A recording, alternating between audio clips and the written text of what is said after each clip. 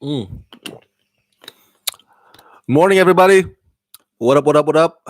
Today is Friday, December 13th, my birthday, and also Taylor Swift's birthday. I always like to brag that because, before Taylor Swift came along, December 13th were kind of lonely. So happy birthday to me and Taylor Swift. All right, so let's talk a bit about the Mandalorian, huh? How about that episode today? Woo! You know, I was thinking like it must be lucky, like for East Coasters, folks who live in the East Coast, to be waking up like around 6:30 p.m. 6 p.m. I'm sorry, 6:30 a.m. in the morning. You know, bright and shiny, and then watching the Mandalorian. As opposed to us in the West Coast, we have to like wake up at 3 a.m. or 4 a.m. to catch the episode at the same time. I was like, darn it, the time zone difference sucks. Um, So yeah, it's still around 4:49 a.m. right now, as we speak. Whew, I'm still waking up. Today's episode is chapter 6, titled "The Prisoner." Um, and the Mandalorian, our favorite hero, he takes on another job, and this one is prison break slash heist. Prison break slash heist. I like it. It was awesome. There's some notable names that show up in this episode. Natalia Tena, she plays Xian. If you don't know Natalia Tena, you probably recognize her without all that makeup. She was on Game of Thrones. She plays Osha. Um, and of course, the very funny Bill Burr, comedian slash actor. He plays Mayfeld. All right. There's always like famous cameos on this show. It's fantastic. Another one is Clancy Brown. Clancy Brown is a famous actor, especially amongst for us geeks. He has voiced Lex Luthor in a lot of DC animated movies. He plays the horn devil kind of character named Berg. Um, Richard Ayoade. Richard Ayoade, come on, the It Crowd. He voices the droid Zero, who, the bug-eyed droid who flies Mando's ship in this one. So that's some pretty interesting, notable cameos today. Um, so the job is to break this person out of the prison. And I gotta the one thing that kind of bugs me that because we don't get to see Mando's past. We get to see a glimpse of him when he was a kid. His parents kind of like saved him and whatnot. But we never get to see, or we haven't gotten to see his previous jobs in the past. So when Xian, Natalia Tena's character, um, seems to have history with Mando, um, and the guy that gives him the job, Renzo Malik's like, yeah, they have a past. Like, okay, when the revelation or the reveal at the end being Xian's brother is the prisoner that they're trying to bust out, I don't know, like, couldn't Mando have seen that coming? Why was he surprised? Like when he said, "Oh, Quinn,"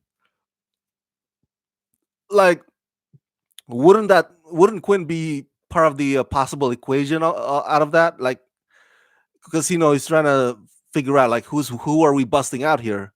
Hello, there's that person that has a history with you, and maybe there's a connection there somewhere. Somebody that you pissed off in the past. I don't know. It's just funny that he was like so shocked right before, of course, right before they throw Mando into the jail. So that's a little funny in my opinion. Uh, Overall, it's another fantastic episode. I love it, especially the one with the bug-eyed droid trying to look for Yoda inside the ship. I was like, yes, this is like the best hide and seek game ever. uh, I'm surprised Baby Yoda didn't do his Jedi mind trick on him. the I love how the tables turn. Like they're in the team together, and then Mando gets betrayed, and then Mando switches, flip it on them. I was like, oh my god! And I thought that he was gonna kill them. I really do. I was like, whoa. He turned out he let them live and put them in the jail cell. I don't know. Maybe we never get the memo about the code of conduct of the Mando. Can he kill, or like does he kill aimlessly? Maybe this is the only one Mando that has a conscience. Like, we don't need to kill if it's not necessary. I feel like the other bounty hunters, if they were in Mando's place in today's episode, those other guys, Mayfeld, Berg, yeah, they would be dead as Zero. But Mando, of course, kills Zero because Mando never likes droids either way in general. So, but yeah, that's the good side of our hero. It's fantastic, fantastic. Let's see what else do I have on my note here. Ah, it's directed by Rick Famuyiwa. He is the guy who gave us the movie Dope. At one point, Rick Famuyiwa was supposed to direct the Flash movie, but he left the project due to creative differences. Obviously, that always has to do with WB executives like saying, "Yeah, we want it this way," and then he's like, the director's like, "No, we want it this way." So it's fun to see Rick Famuyiwa back because I don't know if he had directed any film as of late. So it's good that he's got this project. Another thing I want to make note here. There's some also notable cameos from the directors.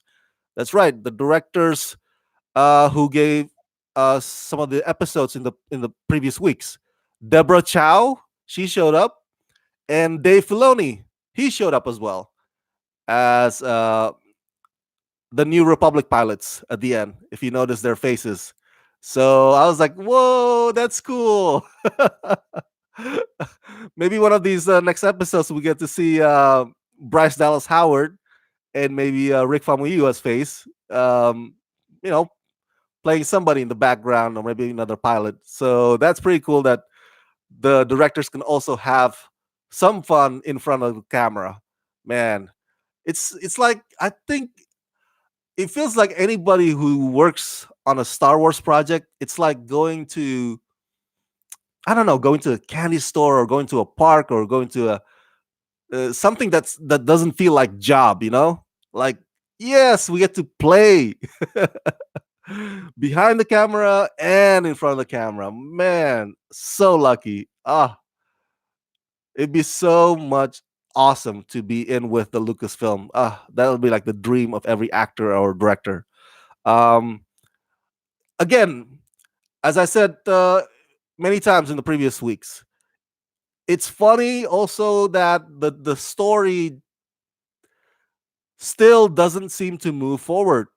It always takes detours, breaks, filler episodes, because he always takes jobs along the way, or takes a job, I should say, along the way, takes on a job, you know, because he's not with the guild anymore, so he can't go to them for a job. So he's got to improvise, if you will. And so these episodes have been like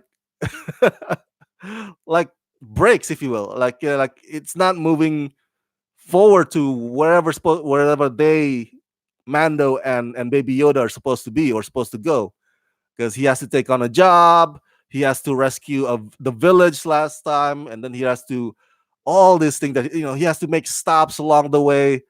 I'm like, okay, it's fun. Don't get me wrong. I love watching Mando in action, and it's so cool. But I'm like, okay, come on. I wonder what the overarching arc of the whole thing is. So, by the way, did you guys see Game Awards last night? God, I missed out on that. I was binge watching Amazon The Expanse season 4, so maybe I should probably check out the trailers on some of that. Um, let's see here. What else do I have on my note? I think I'm almost done.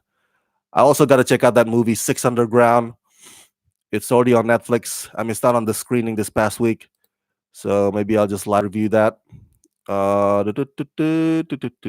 Mando, Mando, Mando. Okay, here's some fun fact. Uh, Bryce Dallas Howard, who directed last week's episode. I'm sorry, not last week's episode. Episode before last week, the one with saving the village. Um, she revealed to Vulture magazine that she did not work with Pedro Pascal while directing that episode. Pedro Pascal, of course, as you know, is the actor from Narcos, from Game of Thrones, and he's supposed to be the lead star. He's supposed to be the Mandalorian. And so Bryce Dallas Howard revealed that it was not Pedro Pascal who was in that suit, in that helmet. She said, and I quote, "He was in rehearsals for King Lear on Broadway. And so while we were doing my episode, I wasn't working with Pedro." Bryce Dallas Howard actually worked with Brendan Wade and Lateef Crowder. And then Wayne also worked with Pedro Pascal when the actor recorded Mando's dialogue. And I quote, "Pascal would ask me, and I would ask him the same question, which is, why did you move like this during that moment?" We would go back and forth. The great thing about him, he's not impressed with himself. He's just an actor. And I mean that in the good way, not the bad way. He likes to learn and he likes to collaborate, and he's very good at it. So Wayne does the movement and Pedro does the voice. So as I said before, it's not technically you can't say starring Pedro Pascal. It's more like voice starring Pedro Pascal. Kind of like Richard Ayadi with today's episode. He was voice starring Zero, the bug-eyed droid. So it's interesting. Now we know that, which is probably not very surprising. We kind of get a hint of it, like, yeah, somebody must have done the movements, somebody else, not Pedro Pascal. But now we know for sure. Um, but it'd be interesting for Pedro Pascal to at least rock it once, to actually don the suit and the helmet once, just to say I like it, just so maybe that could be like the next trivia. He can throw it out to the fans, like, okay, guess which episode that I actually did the movement in, that I actually wear the Mando suit and helmet, and then that could be like the next trivia, just like the Lion King movie. John Favreau is like, oh, guess which scene that uses the only scene that uses live action, because the movie's supposed to be like the whole thing is CG and whatnot. But there's one scene that he said like, oh, this one actually we use some live action. So, but yeah, Pedro Pascal does not wear the suit and helmet. He only voices Mandalorian. So that's interesting, right? Now we know for sure, and that means we're probably never gonna see Mando without his helmet on ever. At least probably not in this season. So anybody who's hoping to see that happen, you might want to keep your expectations low. That's it. It's another fantastic episode. Nothing else I can say more about it. It's great to see the familiar faces. Mando comes out the winner again, comes out on top. I'm sure the next job that he takes on, he'll come out on top of there again. And he's just so good, man. He's so skilled. So share your thoughts in the comment section below. What did you think about today's episode? Let me know your thoughts. And please subscribe to my channel, press that like button, and ring that bell. And if you can help support me, please do so at patreon.com/ramascreen. Let's rock this.